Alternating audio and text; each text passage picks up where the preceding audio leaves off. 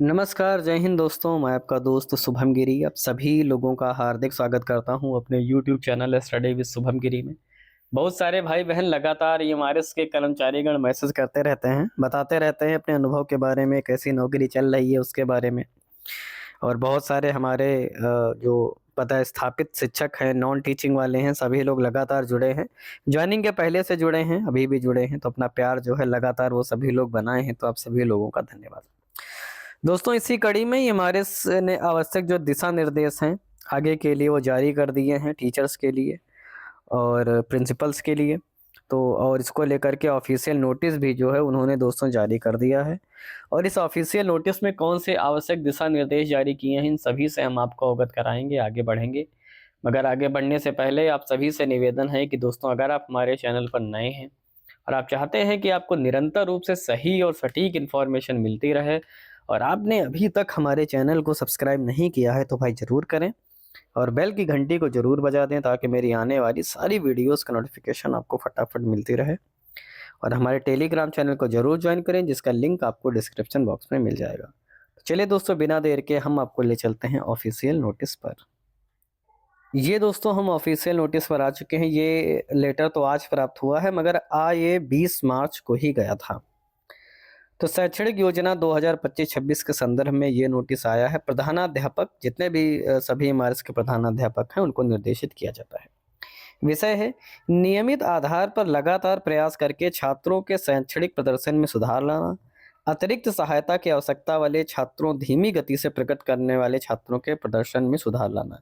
यानी कि ये इस विषय पर दोस्तों लेटर लिखा गया है कि जिन बच्चों जो थोड़ा-सा कमज़ोर बच्चे हैं, धीमी गति वाले बच्चे हैं, उनके प्रदर्शन में कैसे सुधार लाया जा सके, उसके बारे में इन्होंने लिखा है। तो चलिए पूरी खबर पर नज़र हम डालते हैं कि एकलव्य आवासीय मॉडल आवासीय विद्यालय एक आवासीय सह शिक्षा संस्थान है, जिसमें चयन परीक्षा के माध्यम से प्रवेश पाने वाले आदिवासी छात्रों को गुणवत्तापूर्ण शिक्षा प्रदान की जाती है। छात्र स्कूल परिसर में 24x7 ईएमआरएसएस के कर्मचारियों की देखरेख में रहते हैं। शिक्षक छात्रों को जीवन कौशल विकसित करने और विषय ज्ञान को समृद्ध करने में मार्गदर्शन करने के लिए लोको माता पिता के रूप में कार्य करते हैं। हम सभी लोग जानते हैं, बच्चे घर से दूर रहते हैं तो उनके माता पिता के रूप में कौन है? आप ही लोग हैं, शिक्षकगण। दूसरा पॉइंट है कि ईएमआरएस की स्थापना का मुख्य उद्देश्य आधुनिक गुणवत्तापूर्ण शिक्षा के माध्यम से 21वीं सदी के कौशल विकसित करके और सर्वोत्तम शैक्षणिक इनपुट के साथ आदिवासी छात्रों के स्तर को ऊपर उठाना है।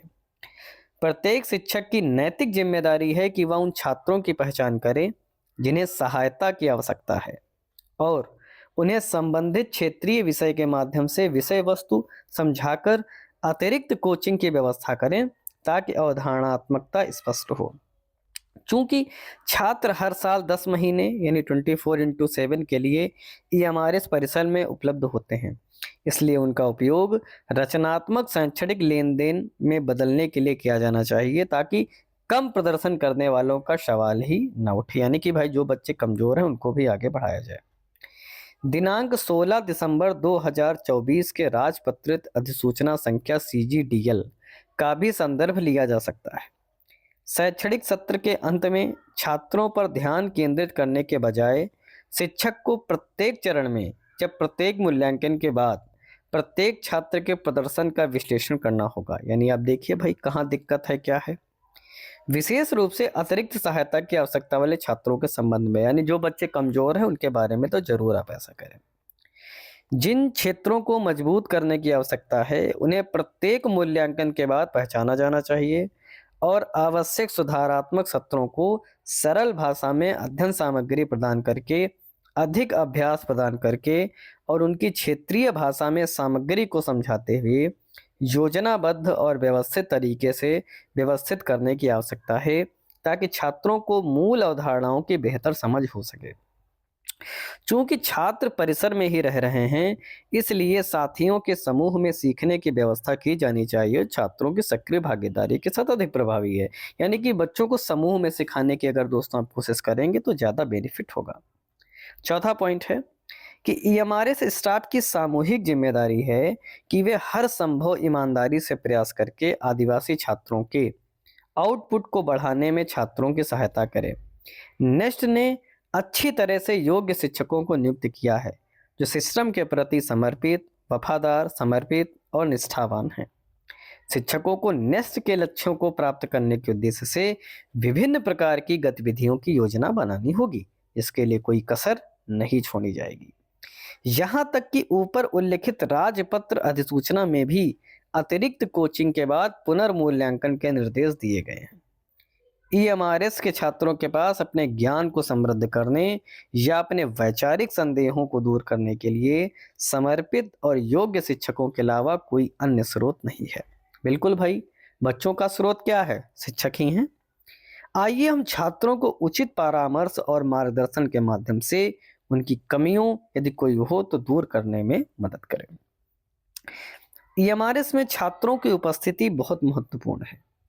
लंबे समय से अनुपस्थित रहने वाले छात्रों के मामले में विद्यालय के प्रधानाचार्य को माता पिता से मिलना चाहिए और अपने बच्चों को बार बार अनुपस्थित रहने के बिना नियमित रूप से कक्षाओं में उपस्थित होने के लिए प्रेरित करना चाहिए। यानी बहुत सारे दोस्तों बच्चे होते हैं जो काफ़ी ज़्यादा अपसेंटी करते हैं, तो भाई उनके जो फादर्स हैं, गार्जियन हैं, प्रिंसिपल्स को उनसे बात करनी चाहिए, कारण का पता ना लगाना चाहिए और कोशिश करनी चाहिए कि बच्चे जो है गतिविधि बनाए रखें।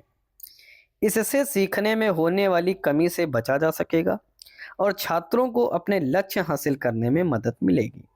यदि छात्र विभिन्न आधिकारिक गतिविधियों में भाग लेने के लिए परिसर से बाहर जाते हैं, तो विशेष कक्षाओं की व्यवस्था करते हुए छूटी हुई कक्षाओं की भरपाई करने की व्यवस्था की जानी चाहिए। यानी अगर बच्चे बाहर जाते हैं, कोई क्रियाकलाप होता है, कोई प्रतियोगिता होती है, तो टीचर्स को क्या चाहिए कि जो क्लासेस जिन बच्चों की छूट गई हैं, एक्स्ट्रा क्लास लगा करके उनका जो सिलेबस छूट गया है उसको कवर कराने पर दोस्तों जो ध्यान है वो देना चाहिए। चलिए अगले पेज पर चलते हैं। अंतिम दोस्तों बिंदु है कि यह अपेक्षा की जाती है कि चयन परीक्षा के माध्यम से चुने गए मेधावी छात्रों और प्रिंसिपल के नेतृत्व में सभी कर्मचारियों की भागीदारी के साथ ईएमआरएस में कोई भी उपलब्धि वाला छात्र नहीं होना चाहिए। कम उपलब्धि वाला छात्र नहीं होना चाहिए, यानी कि जो थोड़ा सा कमजोर हो, क्या हो। इसके बजाय नेस्ट यह सुनिश्चित करना चाहता है कि राष्ट्रीय टॉपर केवल ईएमआरएस से हों, यानी कि भाई जो टॉपर्स बने ईएमआरएस से बने, जिसमें कर्मचारियों और छात्रों दोनों का सक्रिय सहयोग और भागीदारी हो। इस संबंध में आपका समर्पित सहयोग अत्यधिक अपेक्षित है। तो ये दोस्तों आज की हमारी वीडियो थी, जिसमें पूरे दिशा निर्देश नेस्ट के लक्ष्यों के बारे में बताया गया है और टीचर्स की और नॉन टीचिंग स्टाफ से क्या एक्सपेक्टेशंस रखता है नेस्ट, वो भी उसने पूरे उद्देश्य जो हैं जारी कर दिए हैं। अब ये जो दिशा निर्देश हैं ये सभी टीचर्स को पढ़ने की ज़रूरत है, प्रिंसिपल्स को पढ़ने की ज़रूरत है और इन्हीं लक्ष्यों को प्राप्त करने के लिए अपने विद्यालय में इन्हीं क्रियाकलापों को आगे बढ़ाने की ज़रूरत है, जिससे हमारे सभी बच्चे खूब तरक्की करें, खूब आगे बढ़ें और ख़ासकर जो कमज़ोर वाले बच्चे हैं उनके लिए विशेष ध्यान उन पर दिया जाए। तो ये दोस्तों हमारी आज की वीडियो थी। कैसी लगी प्लीज़ कमेंट करके आप हमें ज़रूर बताइएगा। वीडियो अच्छी लगी हो तो लाइक करिएगा, दोस्तों में शेयर भी करिएगा और अभी तक आपने हमारे चैनल को सब्सक्राइब नहीं किया है तो भाई ज़रूर करें और सब्सक्राइब करके हमें अपना सपोर्ट ज़रूर करें। और अभी तक आपने हमारे टेलीग्राम चैनल को ज्वाइन नहीं किया है तो भाई ज़रूर ज्वाइन करें, जिसका लिंक आपको डिस्क्रिप्शन बॉक्स में मिल जाएगा। तो आज की वीडियो में दोस्तों बस इतना ही रखते हैं, बाकी जैसे ही हमें अन्य कोई अपडेट मिलेगी हम तुरंत उपस्थित हो जाएंगे आपके समक्ष नई वीडियो लेकर के। तब तक आप सभी लोग अच्छे से अपना ख्याल रखिएगा और मेरे साथ बोलिए जय हिंद, जय भारत।